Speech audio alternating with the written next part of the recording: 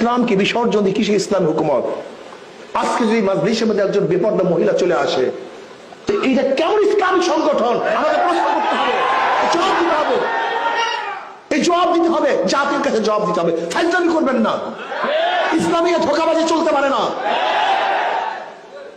ধরে নেন আজকে আমরা এখানে সমস্ত মৌলবীরা আছি, টুপিওয়ালা দাড়িওয়ালা সবাই এখানে আছি। এখানে যদি বেপরদা মহিলা আসে, এটা ইসলামীর কোন সংগঠনের কর্মী সমাবেশ হতে পারে? এটা কি বলে, বলে কি এটাকে? কিসের ফাইজলামি? ইসলামকে বাদ দিয়ে কিসের ইসলাম? ইসলামী শব্দ বাদ দেন, মনে যা চাই করেন। ইসলামী ড্যান্স মঞ্চ এটা হয় না, ইসলামী যাত্রাগানের পালা বুকাইটা হয় না। ইসলামকে বাদ দাও, তারপর মনে যা চায় তাই কর।